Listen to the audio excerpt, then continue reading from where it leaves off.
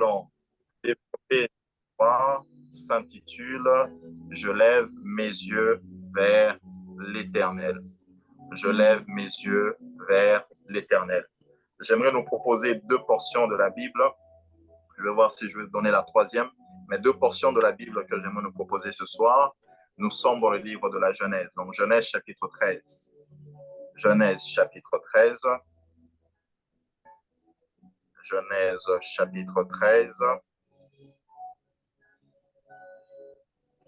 Genèse chapitre 13, à partir du 7e verset jusqu'au 10e. Ensuite, on va sauter pour le verset 14 jusqu'au verset 18. Genèse 13, à partir du 7e verset jusqu'au 10e. Donnez-moi quelques minutes que mon application collabore avec moi. Genèse chapitre 13, à partir du verset 7 jusqu'au verset 10. On commence par là. Il eut querelle entre les bergers des troupeaux d'Abraham et les bergers des troupeaux de Lot. Les Cananéens et les Phérésiens habitaient alors dans le pays. Abraham dit à Lot, qu'il n'y ait point, je te prie, de dispute entre moi et toi, ni entre mes bergers et tes bergers, car nous sommes frères. Tout le pays n'est-il pas devant toi? Sépare-toi donc de moi. Si tu vas à gauche, j'irai à droite. Si tu vas à droite, j'irai à gauche. Lot leva les yeux, si la Bible et la tienne soulignent très bien cette partie, Lot leva les yeux et vit toute la plaine du Jourdain. Soulignons aussi cette partie. Il vit toute la plaine du Jourdain qui était entièrement arrosée avant que l'Éternel eût détruit Sodome et Gomorrhe. C'était jusqu'à Tsoar comme un jardin de l'Éternel. Tu vois le niveau de beauté. Comme un jardin de l'Éternel, comme le pays d'Égypte. On saute au verset 14. L'Éternel dit à Abraham, après que Lot se fut séparé de lui, lève les yeux et du lieu où tu es, regarde vers le nord et le midi, vers l'orient et l'occident. Car tout le pays que tu vois, je te le donnerai à toi et à ta postérité pour toujours. Je rendrai ta postérité comme la poussière de la terre, en sorte que si quelqu'un peut compter la poussière de la terre, ta postérité aussi sera comptée. Lève-toi, parcours le pays dans sa longueur et dans sa largeur, car je te le donnerai. Abraham leva ses tentes et vint habiter parmi les chênes de Mamré qui sont près d'Hébron. Et il bâtit là un autel à l'Éternel. La deuxième portion des Écritures, nous sommes dans Genèse chapitre 22. Genèse chapitre 22. Genèse 22, à partir du 12e verset jusqu'au 13e. Donc le verset 12 et le verset 13. Genèse 22, verset 12 et le verset 13. L'ange dit, n'avance pas ta main sur l'enfant, ne lui fais rien, car je sais maintenant que tu crains Dieu et que tu ne m'as pas refusé ton fils, ton unique, parlant d'Isaac. Abraham leva les yeux et vit derrière lui un bélier retenu dans un buisson par les cornes. Et Abraham alla prendre le bélier et l'offrit en holocauste à la place de son fils. La dernière portion, nous sommes dans Psaume chapitre 34, non, Psaume 21. On va prendre le Psaume 34 la prochaine fois. Psaume chapitre 21, Psaume 21. On va juste prendre le premier verset. Je pense que la sœur Kétia l'a lu, mais on va le reprendre. Psaume 121, pardon. Psaume 121. Et on va prendre le premier verset. Psaume 121, le premier verset. Cantique des degrés. Je lève mes yeux vers les montagnes. D'où me viendra le secours? Question, verset 2. Le secours me vient de l'Éternel qui a fait les cieux et la terre. Amen. Amen. Est-ce qu'on peut acclamer pour la parole du Seigneur? Amen. Je sois béni. Je lève mes yeux vers l'Éternel. C'est ça le thème que l'Esprit de Dieu m'a inspiré à développer ce soir. Mais avant d'entrer dans le vif du sujet, j'aimerais déjà poser certaines bases. Vous qui êtes avec moi, vous savez comment je fonctionne. J'aimerais poser certaines bases qui vont nous aider à mieux avancer. OK? Et la première chose que j'aimerais poser comme base, c'est la définition du mot voir. Parce que lorsqu'on dit « je lève mes yeux », on sous-entend que quelqu'un cherche à voir. Et le dictionnaire définit voir comme le fait de percevoir des objets par le sens de la vue. Percevoir des objets par le sens de la vue. Ça veut dire que nos yeux, la vue, nous aident à percevoir des objets et transmet ensuite l'information à notre cerveau. C'est quand tu regardes quelque chose par tes yeux que tu peux dire, si tu te tiens devant ton téléphone, que ça, c'est un téléphone. Mais comment est-ce que ton être, ton corps, ton cerveau sait que c'est un téléphone? C'est parce que ton cerveau a reçu l'information de tes yeux. N'est-ce pas? Vous êtes d'accord avec moi? Yeah. Ok, on peut avancer. Maintenant, Jésus dit ceci dans Matthieu 6, verset 22. Il dit, « Si tes yeux sont en bon état, alors tout ton corps est éclairé. Mais si tes yeux ne sont pas en bon état, alors tout ton corps est dans l'obscurité. » Pourquoi? Parce que Jésus dit, les yeux d'un homme, les yeux d'une personne sont la lampe de son corps. OK? Yeah. Donc, la lampe nous aide à voir. La lampe nous aide aussi à marcher. Et Christ dit, si tes yeux fonctionnent très bien, ton corps est éclairé. Ton être aussi est éclairé. Donc, ça veut aussi dire, quand Christ est en train d'enseigner, que tes yeux peuvent aussi devenir une occasion de chute. Pourquoi? Parce que les informations que tu reçoives poussent ton cerveau et ton cœur à prendre des décisions qui peuvent être favorables ou non favorables à ta personne. Tout dépend de quoi? Tout dépend des informations que tes yeux ont transmises. OK?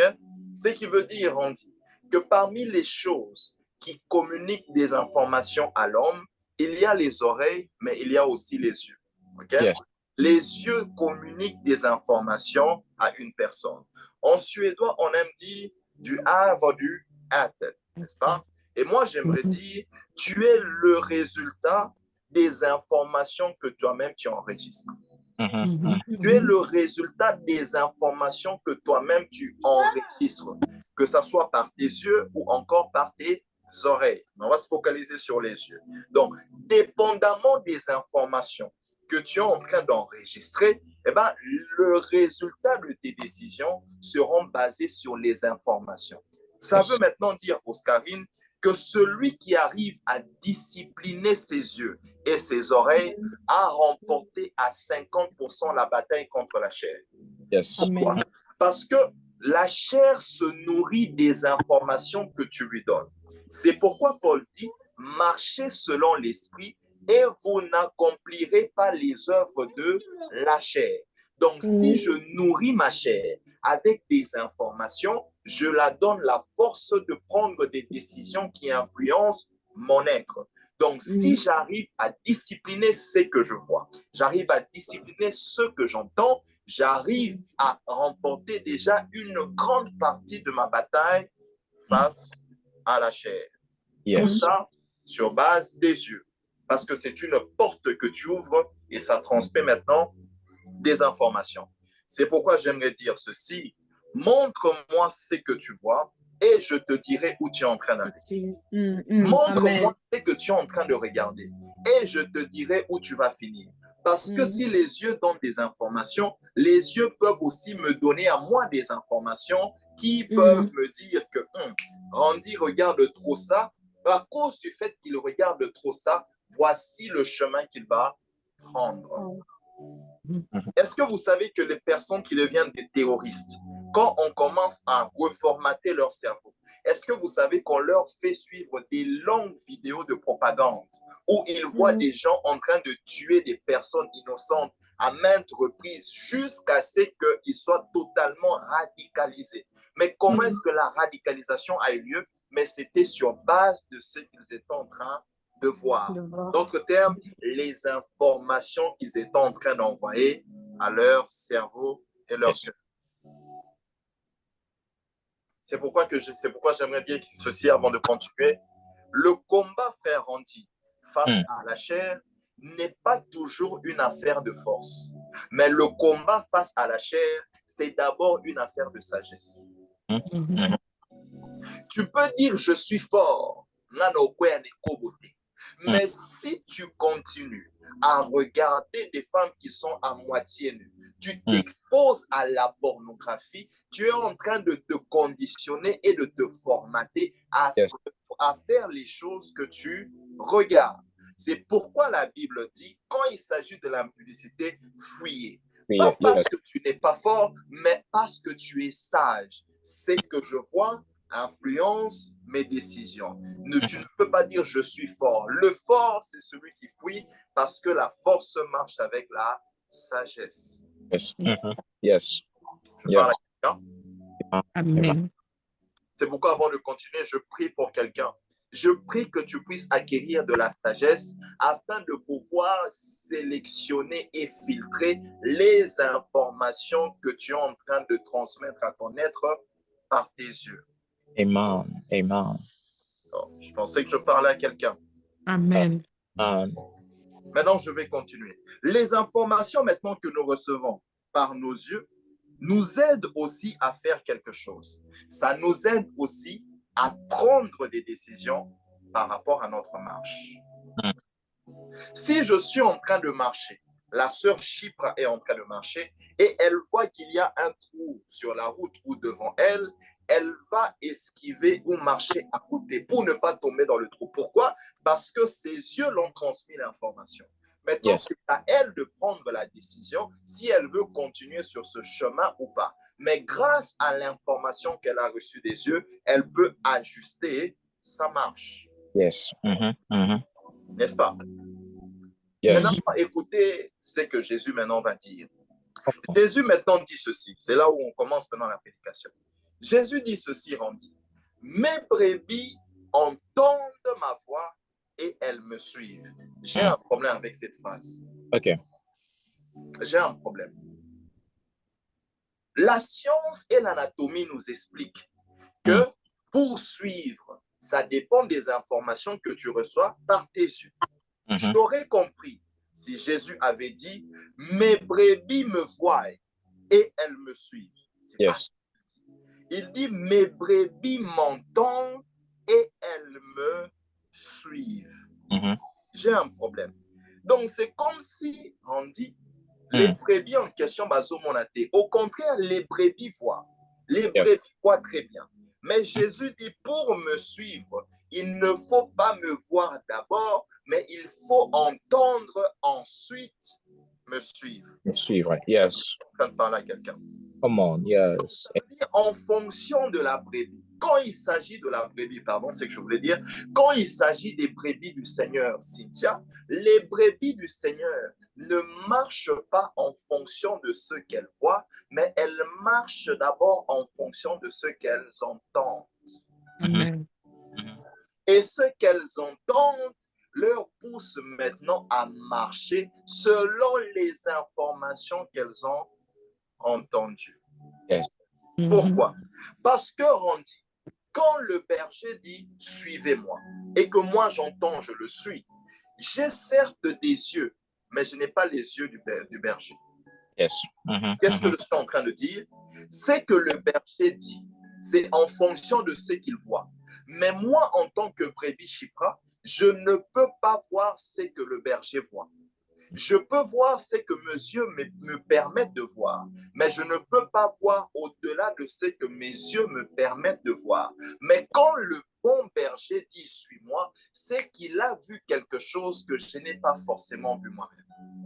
Yes. C'est pourquoi une bonne brebis arrête de se fier aux choses qu'elle voit, mais commence à se fier aux choses que le bon berger voit. Amen. Et c'est pourquoi la brebis ne marche pas en fonction de ses propres yeux, mais elle marche en fonction de ce que le bon berger a vu. Et ce que le bon berger a vu, il le transmet par sa parole. Amen. Amen. Yes. Amen. Je ne sais pas si je presse mon frère Randy. Ok, je vais donner un exemple. Toi, tu vois que ce business-là, c'est un bon business. Toi, tu vois que ce frère ou cette sœur, c'est l'homme ou la femme de ta vie. Toi, tu vois que déménager pour cet appartement, c'est un bon endroit. Mais le bon berger, lui, il voit que ce frère-là est un sorcier. Il voit que cette sœur-là est païenne. Elle te donne l'impression qu'elle est convertie, mais en réalité, c'est une païenne. Toi, tu vois un bon business, mais le bon berger est en train de voir le corona qui est en train de venir. L'hôtel que tu veux ouvrir va faire faillite parce qu'il n'y aura pas de clients. Ce que toi, tu vois, c'est en fonction de ce que tu vois, mais c'est limité parce que le bon berger voit autre chose. C'est pourquoi je dis pour quelqu'un que tu arrêtes de regarder les choses avec tes yeux, mais que tu commences à te fier, à ce que le bon berger dit. Parce que lui voit ce que toi, tu ne vois pas. Amen. Il voit ce que tu ne vois pas. La deuxième chose que j'aimerais dire concernant les brebis, c'est que les informations, certes, que la brebis reçoit maintenant, ce n'est plus en fonction de ce que ses yeux voient, mais c'est en fonction de ce qu'elle entend, n'est-ce pas? Maintenant, la Bible dit ceci, suivez-moi très bien. Or, la foi vient de ce qu'on entend, et ce qu'on entend vient de la parole de Dieu. On dit, suis-moi, ça va te faire du bien. La foi vient de ce qu'on entend, et ce qu'on entend vient de la parole de Dieu. Maintenant, Jacques va dire qu'une foi sans les œuvres est une foi morte, n'est-ce pas? Donc, si j'entends quelque chose, la vraie foi me pousse à poser des actes en fonction de ce que j'ai entendu. Ce qui sous-entend que ce que j'entends me donne des yeux. Yes. Come on. Yeah. Or, les yeux que ça me donne, ce ne sont pas les yeux par rapport aux choses que je vois, mais c'est en fonction de ce que le bon berger voit. Parce que retenez cette phrase, tout ce que Dieu te dit, tu peux aussi le voir. Et tout ce que tu entends, tu peux aussi agir par rapport à ce que tu entends. À chaque fois que Dieu donne une parole, il a vu quelque chose devant que tu n'as pas vu. Maintenant, la vraie brebis commence à entendre les paroles du Seigneur et les paroles du Seigneur deviennent ses yeux.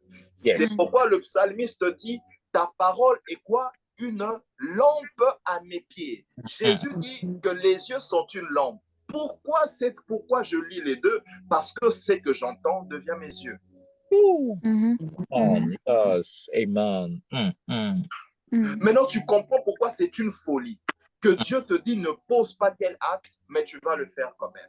Que Dieu te dit ne prends pas telle direction, mais tu prends cette direction quand même. Que Dieu te dit ne va pas avec cet homme, ne connais pas cet homme, ne couche pas avec cet homme, ne te masturbe pas, mais tu vas le faire quand même. Que le Saint-Esprit te dise, il est tard, dors, parce que toi, ces heures-ci, tu as tendance à aller dans les films pornographiques, mais tu n'écoutes pas. Parce que tu crois connaître tout. Tu crois connaître tout. Quand il parle à mes oreilles, on dit, mes oreilles entendent. Et quand mes oreilles entendent, qu'est-ce qui se passe? Mes yeux commencent maintenant à se synchroniser, à se positionner. J'aimerais que vous puissiez avoir cette image. J'aurais voulu illustrer ça, mais on n'est pas à un endroit physique. Le bon berger parle, la brebis entend. La voix du bon berger, maintenant ses yeux commencent à chercher où est-ce que le bon berger se trouve et ensuite elle suit. Ensuite, elle suit.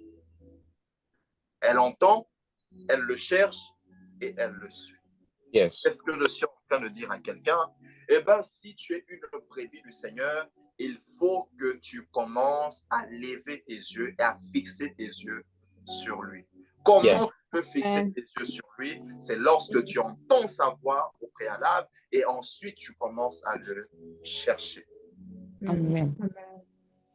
Je dis à quelqu'un, lève tes yeux vers l'Éternel. C'est ce qui s'est passé entre Lot et Abraham. La Bible nous explique qu'il y a eu une dispute entre leurs serviteurs. On connaît très bien l'histoire. Et ils veulent maintenant se séparer. Chacun doit prendre sa direction. Chacun doit choisir sa terre. Lot est celui qui choisit en premier. Suivez-moi très, très, très bien. La Bible dit, Lot leva les yeux et il vit Sodome et Gomorrhe. Or, la Bible est en train de décrire Sodome et Gomorrhe comme étant un lieu qui est sur une plaine. Est-ce que vous savez ce que la plaine est? En suédois, slätt. La plaine, c'est un vaste étendue du pays. Donc, ça veut dire, Lot a levé les yeux, mais il a vu que sur la surface de la terre. Lot lève les yeux, il voit sur la surface. Retenez cette image. Il lève les yeux, il voit sur la surface. Il voit un grand jardin. Il voit un lieu qui est très beau. Il voit Sodome et Gomorrhe avant sa destruction, à Louliango. Parce que ses yeux ont vu ce qu'il y avait sur la plaine. Yes. Retenez cette phrase. Mais maintenant, la brebis Abraham. La brebis Abraham, qu'est-ce qui se passe avec la brebis Abraham? La brebis Abraham, Oscarine, n'a pas levé les yeux d'abord. La brebis Abraham a d'abord entendu la voix du bon berger. Yes. Le bon berger dit à Abraham, toi maintenant, lève tes yeux. Quand Abraham lève ses yeux, ce qui est fort étonnant, la Bible nous décrit, il a regardé au nord, au sud, ainsi de suite, mais il finit par habiter à Hébron. Or, Hébron est une montagne. Donc, ça veut dire que lorsque Abraham a levé les yeux, il n'a pas vu une plaine, lui, il a vu une montagne. Coïncidence encore bizarre. Dans le psaume 121, le psalmiste dit, je lève mes yeux, pas sur les plaines, mais je lève mes yeux sur les montagnes. Or, prophétiquement parlant, lorsqu'on parlait des montagnes, lorsqu'on voyait des montagnes, on parlait des montagnes, prophétiquement parlant, ça voulait symboliser deux choses. La première chose, ça voulait symboliser le Dieu qui habite les hauteurs, Dieu qui est au-dessus de toutes choses. Lorsque je lève mes yeux vers les montagnes, ça sous-entend que je lève mes yeux vers Dieu. Mais la deuxième chose que ça voulait symboliser prophétiquement, c'est que je lève mes yeux vers le futur. Yes. Amen. Yes, yes. Vers le futur. Le problème ici, ce n'est pas que Lot n'a pas levé ses yeux. Le problème, c'est que Lot a levé ses yeux, Abraham a levé aussi ses yeux, mais les deux n'ont pas fixé leurs yeux sur la même chose. Lot a levé ses yeux vers les choses qui plaisaient aux yeux de son corps. Abraham a levé ses yeux vers les choses qui plaisaient aux yeux de son cœur, c'est-à-dire Dieu. Lot a regardé la plaine, Abraham a regardé vers Dieu. Qu'est-ce que je suis en train de dire à quelqu'un? Oscarine, il est temps que nous commençons à regarder dans toutes les circonstances et toutes situations, que nous fixons nos regards vers Dieu par rapport aux situations que nous sommes en train de vivre. Yes. Yeah. Je parlais à quelqu'un, maman. Quand ça va mal, comme c'était pour le cas d'Abraham et Lot, quand ça va mal, ne regarde pas sur la terre, ne regarde pas sur les choses qui se passent sur la terre, mais quand ça va mal, lève tes yeux vers l'éternel. Lève tes yeux vers l'éternel. Je connais l'histoire d'une femme qu'on appelle Anne. Anne, chaque année, on se moquait d'elle. On se moquait d'elle chaque année. Ça allait de mal en pire. Mais Anne ne s'est pas dit, ça va mal, je vais abandonner Dieu. Anne a levé ses yeux vers l'Éternel. Elle est allée chercher Dieu à la montagne. Elle est allée chercher Dieu chez le prophète Élie. Elle a fixé ses yeux vers l'Éternel et Dieu lui a donné Samuel. Je connais un homme qui reçoit une nouvelle qui l'a terrifié. On lui dit, ton frère, celui de qui tu avais volé la bénédiction, est en route vers toi. Il sait qu'il a tort et il sait que Ésaü, est vraiment, son armée est plus nombreuse que la sienne. Il dit, vous allez, il parle à sa famille, vous marchez devant, je vais rester ici. Et il a fixé ses yeux vers l'Éternel et à la fin, Ésaü ne l'a pas tué. Tu sais, ton problème, c'est quoi? Ton problème, c'est que quand tout va mal, tu fixes les yeux sur tout, sauf Dieu. Sauf Dieu. C'est ton problème. Yes. Quand tout va mal, quand tout est en train de s'écrouler autour de toi, tu fixes tes yeux sur tout, sauf Dieu. Pire encore, quand tout va mal, au lieu d'aller chez Dieu, tu fuis l'église. Quand tout va mal, au lieu de venir chez Dieu, tu fuis les réunions. On commence à t'appeler, tu ne réponds pas. On commence à te chercher, tu ne viens pas. À la maison, toi-même, tu ne pries pas. Tout va mal. Quand tout va mal, c'est à ce moment-là qu'il faut chercher Dieu. Je prie quelqu'un que tu sortes de ce cycle. Quand toutes les choses tournent mal autour de toi, que tu fuis. Non, je prie qu'à partir d'aujourd'hui, quand tout va mal autour de toi et dans ta vie, que tu lèves tes yeux vers l'Éternel, parce que c'est de là que viendra ton secours. Amen. Amen. Amen. C'est de là que viendra ton secours. Amen. Pasteur, je suis déprimé. Mm. Pasteur, j'ai mal. Pasteur, je ne comprends pas. Pasteur, il n'y a pas de problème. Mais est-ce que tu es déjà allé chercher l'Éternel pour tes situations? Yes. Ou toi, tu attends que le pasteur cherche l'Éternel pour toi? Mm. Vous savez, il y a des chrétiens qui n'ont jamais jeûné d'eux-mêmes. Il y a des chrétiens qui n'ont jamais fait des retraites d'eux-mêmes. Toutes les retraites qu'ils ont déjà eu à expérimenter sont les retraites que l'Église a organisées. Sont des retraites que nous avons organisées. Mais toi-même, tu n'as jamais organisé une retraite personnelle. C'est pas normal. C'est pas normal.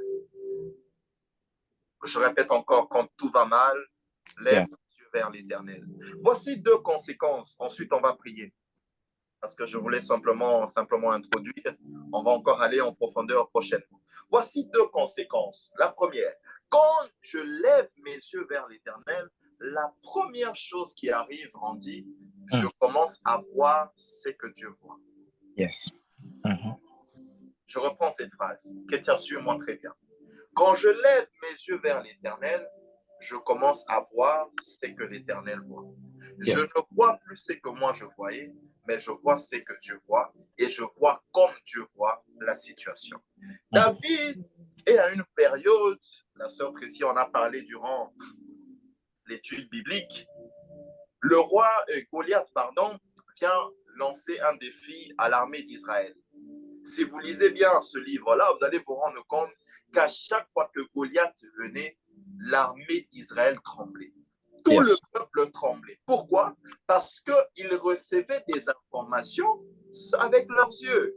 Ils regardaient Goliath, ils voyaient quelqu'un qui était élancé, qui était musclé, qui avait de l'expérience dans l'armée, qui allait tuer toute personne qui allait se présenter. Parce qu'en termes de taille, il était largement supérieur. Les enfants d'Israël regardaient Goliath avec leurs yeux physiques. Mais David a levé les yeux vers l'Éternel et il a vu Goliath comme étant une petite créature. Parce qu'il dit, qu'est-ce qu'on va donner à celui qui va tuer? C'est un circoncis. Là où eux, ils ont vu un vaillant héros, un guerrier très fort, David a vu un incirconcis. Pourquoi il a vu un incirconcis? Parce que Dieu regardait Goliath comme un incirconcis. Jésus est en train de dormir dans la barque. Les vagues commencent à rentrer dans la barque et l'eau commence à remplir la barque. Les disciples le réveillent. Ils disent, ne t'inquiètes-tu pas du fait que nous sommes en train de périr. Ils ont vu les vagues. Ils ont reçu une information qui leur a transmis la peur. On en parlera prochainement. Mais Jésus se réveille, il voit les vagues, il est calme et il dit, taisez-vous. Pire encore, la Bible nous explique que pendant qu'il dormait, les eaux commençaient à remplir le bateau. Donc, ça veut dire, à un certain moment, dans ce bateau-là, il a senti l'eau qui commençait à monter. Peut-être qu'il s'était endormi comme ça. Il a senti l'eau qui était au niveau des chevilles. Il a senti l'eau qui montait au niveau du genou. Il a senti l'eau qui montait au niveau de la hanche. Il sentait l'eau qui montait, mais il dormait toujours. Pourquoi? Parce que là où vous regardez les vagues, moi, j'ai levé les yeux vers l'Éternel. Oh, je prie. Amen. Que tu commences à lever tes yeux vers l'Éternel. Peu importe la gravité de la situation, peu importe la gravité du problème, que tu apprennes à lever les yeux vers l'Éternel parce que c'est à ce moment-là que tu commenceras à voir ce que Dieu est en train de voir. Pas ce que tes yeux te disent, mais ce que Dieu est en train de voir. Amen. Amen. Comment est-ce que Dieu voit ton célibat? Comment est-ce que Dieu voit ce problème-là? Comment est-ce que Dieu voit cette situation? Amen. Donc, quand on commence à voir ce que Dieu voit, est-ce qu'on peut encore aller plus loin? Amen. On peut encore aller. Quand tu commences à voir ce que Dieu voit, en réalité, j'aurais voulu illustrer ça. Comment je vais expliquer ça? Quand tu commences à voir ce que Dieu voit, Oscarine, c'est que dans ta marche avec Dieu, comme tu es une brebis et que la Bible dit tu le suis, si tu vois ce que Dieu voit, ça veut dire en réalité que ce que toi tu es en train de voir, Dieu a déjà vu ça. Amen. En fait, l'information est nouvelle pour toi, pas pour Dieu. Non. Ok? Parce que Dieu ne vit pas dans le temps.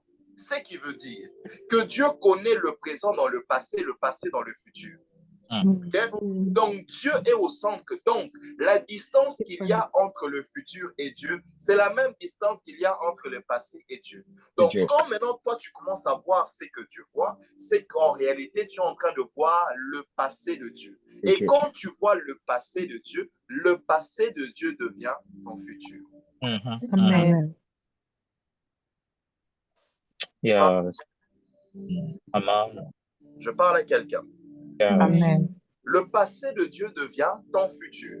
C'est comme ça, Ngoko, que notre père Abraham, quand lui, il a regardé au-dessus, il a regardé en haut, il a regardé vers l'Éternel, il n'a pas vu Sodome et Gomorrhe. Pourquoi? Parce que dans un futur proche, Sodome et Gomorrhe allaient être des villes qui allaient être détruites. Et l'Éternel savait que ces villes-là, dans un futur proche, allaient être détruites. C'est comme ça qu'il dit à Abraham, toi, lève les yeux, tu verras ce que moi je fais, ce que moi je vois. Et en voyant ce que lui il voyait, il a vu Hébron et non Sodome et Gomorrhe, parce que dans le futur, ça allait être détruit. C'est comme ça, Kétia. Quand tu lèves les yeux vers l'Éternel, tu peux voir est-ce que cette personne en a un futur ensemble ou pas. Est-ce que cette personne va me rapporter de l'argent ou pas. Est-ce que cette stratégie ici, ça va être bénéfique pour moi ou pas. Est-ce que aller habiter dans ce quartier, est-ce que suivre cette formation, ça me sera bénéfique ou pas. Est-ce que c'est quelque chose qui est bien pour moi. C'est seulement quand tu commences à regarder vers l'Éternel que tu commences aussi à voir le futur. Je prie pour quelqu'un. Que le fait que tu lèves tes yeux vers l'Éternel te permette de voir le futur. Mais ce n'est pas seulement le futur que ça te permet de voir. Pourquoi? Parce que le passé de Dieu, encore, n'est pas simplement notre futur. Mais il est de foi que le passé de Dieu, c'est aussi dans notre passé. Je lève mes yeux vers l'Éternel, je vois le futur. Mais je peux aussi lever mes yeux vers l'Éternel, je vois mon passé. Genèse 22. Abraham est à la montagne. Abraham est sous le point de sacrifier Isaac. Dieu lui dit, ne tue pas Isaac, laisse-le. La Bible dit, maintenant, on parlera un jour de l'histoire d'Abraham. Cynthia, dans Genèse 13, c'est Dieu qui dit à Abraham, lève les yeux. Dans Genèse 22, c'est Abraham qui lève les yeux lui-même. Pourquoi? Parce que Abraham, dans Genèse 22, avait atteint une maturité, un niveau spirituel. Il était lui-même maintenant sensible aux choses de l'esprit. Et il posait lui-même des actes parce qu'il avait une connaissance supérieure. Abraham lève les yeux. La Bible dit, mes frères, suivez-moi. Abraham leva les yeux et vit par derrière un bélier. J'ai un problème. J'ai un sérieux problème. Il leva les yeux et vit par derrière un bélier. Et c'est quand il a sacrifié le bélier là que Kopnion Soana est scellé. Ça veut dire, Moko, que je peux lever mes yeux vers l'Éternel et voir que la solution à mon problème d'aujourd'hui dépend d'une information capitale du passé.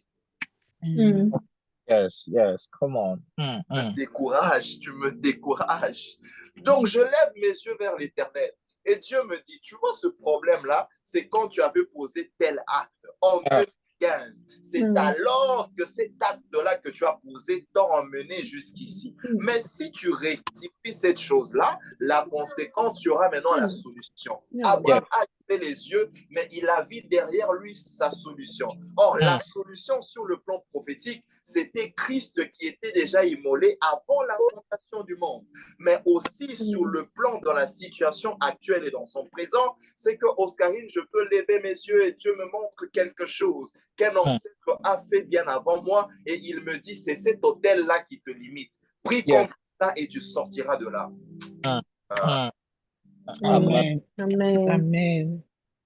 Or, quand nous levons nos yeux, aïe, j'ai envie de prêcher, j'ai envie de prêcher. Rendez quand je lève mes yeux vers le haut et que je vois derrière, ça veut dire que ce que je suis en train de voir a la capacité de refléter, n'est-ce pas? De donner un reflet, n'est-ce pas? Or, si ça a la capacité de donner un reflet, ça veut dire que la chose que je suis en train de voir est un miroir, n'est-ce pas? Donc, quand Abraham lève les yeux vers l'Éternel, Non seulement il peut voir le futur, mais ça agit aussi comme un miroir qui le montre le passé. Maintenant, 2 Corinthiens 3 nous explique quelque chose. Ça dit que nous contemplons comme dans un miroir la gloire de Dieu.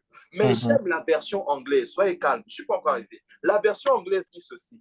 Nous contemplons comme dans un verre la gloire de Dieu. Or, quand je prends le verre, le verre a la capacité de refléter ce qui est derrière, mais aussi par le verre, je peux voir ce qui est devant. Yes. Amen. Donc, quand je lève mes yeux vers l'Éternel, je peux voir le futur et le passé en même temps. Je peux avoir des informations du futur et du passé en même temps. Je peux voir ce que Dieu voit et je peux voir ce qui a été fait. C'est pourquoi commence à lever les yeux vers l'Éternel. Amen. La situation qui t'arrive, lève les yeux vers l'Éternel. Tu verras des choses que tu ne connais pas. Tu ne connais pas. Amen. C'est un verre. Tu vois devant, mais tu vois aussi derrière. Tu vois devant, mais tu vois aussi derrière. Et tout celui qui lève les yeux vers l'Éternel, il voit ce que Dieu voit. Mais à chaque fois on dit que je vois ce que Dieu voit, je connais aussi ce que Dieu connaît. Amen. Amen. Je connais aussi ce que Dieu connaît. Non seulement que je vois ce qu'il voit, mais je connais aussi ce qu'il connaît. Tu veux un exemple? Sodome et Gomorrhe. Abraham lève les yeux. Dieu savait qu'il allait détruire Sodome et Gomorrhe. Mais avant de détruire Sodome et Gomorrhe, il vient voir Abraham. La Bible, n'est-ce pas que vos Bibles disent, cacherai-je à Abraham ce que je suis sur le point de faire? Abraham, qui n'habitait pas Sodome et Gomorrhe, avait une information sur le futur de Sodome et Gomorrhe que Lot n'avait pas. Pourquoi? Parce que Abraham levait les yeux vers l'Éternel. La Bible nous parle de Rebecca. Elle est enceinte et elle est en train de souffrir. Elle constate que sa situation là la dérange un peu trop. La Bible dit qu'elle alla consulter l'Éternel. Elle est allée voir l'Éternel. Dieu va lui dire, c'est parce que tu as 2 nations dans ton ventre et que les 2 sont en train de se battre. Maintenant, écoute l'autre information. Il dit, le plus grand sera assujetti au plus petit. Donc, quand Rebecca a levé les yeux vers l'Éternel, elle a reçu une information que le grand maître Isaac n'avait pas. C'est comme ça quand Isaac veut bénir Ésaü, Rebecca dit, l'information que moi j'ai, c'est le futur de Jacob qui sera glorieux. Elle graphique certes, mais c'est parce qu'elle savait quelque chose que Isaac ne savait pas. Comment elle l'a su? C'est parce que c'était une information que Dieu savait. Tu veux devenir prophétique, commence à lever les yeux vers l'Éternel. Il y a des choses que Dieu te dira que les autres ne savent pas. Il y a des choses que Dieu te dira que les autres ne savent pas. C'est comme ça que le prophète Jérémie a dit, invoque-moi et je te répondrai. Je te révélerai les choses cachées. Les choses cachées. Ce sont des informations que Dieu a, que tout le monde n'a pas. C'est Dieu qui les a. Mais quand je commence à l'invoquer, quand je lève mes yeux vers lui, il commence aussi à me transmettre les choses qu'il sait. Yes. Come on. Khalif,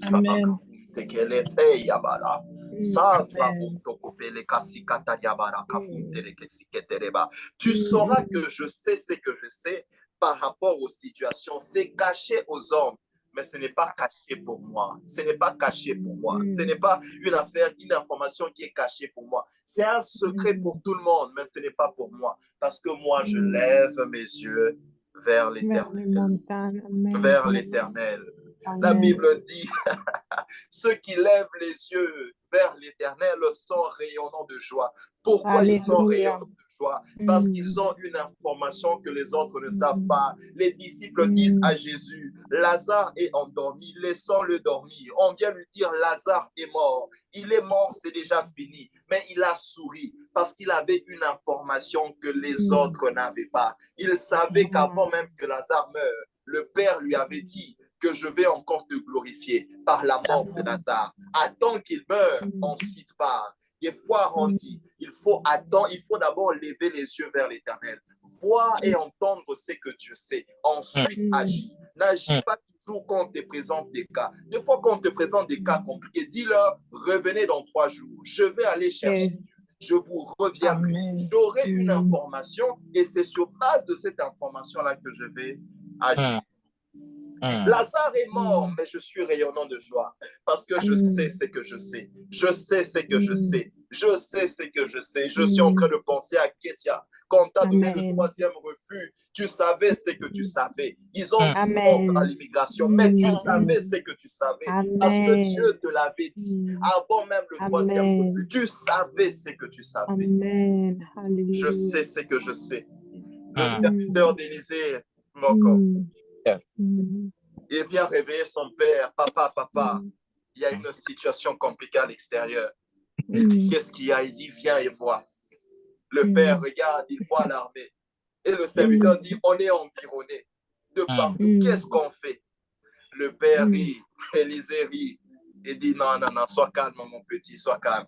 Le problème, c'est que toi, tu n'as pas levé les yeux. Moi, j'ai levé les yeux, je sais. Il dit, père, ouvre-lui les yeux, afin qu'il voie et c'est que moi je vois aussi. Quand il ouvre ses yeux, il a vu une armée des anges qui était plus nombreux que l'armée des anges. Il lève les yeux, éternel. Tu sauras ce que Dieu sait. Quand tu sais ce que Dieu sait, c'est comme ça que tu peux dormir dans le bateau. C'est comme ça que tu peux rester calme. La vague atteint le genou. La vague arrive même jusqu'ici. Toi, tu dors parce que tu sais ce que tu sais. Parce que tu avais levé les yeux vers l'éternel. Tu avais levé les yeux vers l'éternel. Quand ça va mal, lève tes yeux vers l'éternel. Quand tu ne comprends pas, lève tes yeux vers l'éternel. Quand ça ne marche pas, lève tes yeux vers l'éternel. Quand ta vie n'avance pas, lève les yeux vers l'éternel. Il y a une information que tu es censé recevoir. Il y a quelque chose que tu ne sais pas. Il y a quelque chose qui t'échappe, mais que lui seul connaît. Lève les yeux. Peut-être que tu vas te rendre compte que cette situation est sous son contrôle, qu'il y a toute une armée d'anges qui t'environnent, même si les sorciers se manifestent, mais les anges invisibles sont plus nombreux que les sorciers que tu vois. Arrête de regarder aux situations. La brebis entend la voix du bon berger et elle le suit. Lève tes yeux et tu entendras. Lève tes yeux et tu verras. Lève tes yeux et tu connaîtras le futur de certains.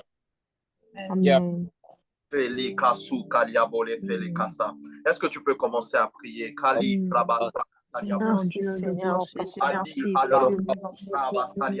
merci le Dieu Tout-Puissant, merci le Prince de paix, merci le nom de la tribu de Shida, nous t'adorons, nous t'élevons, Seigneur Jésus, merci pour cette parole magnifique, Seigneur Jésus, que tu nous as donné encore ce soir, Seigneur Jésus, merci pour ce que tu fais, Seigneur Dieu de gloire, merci Seigneur.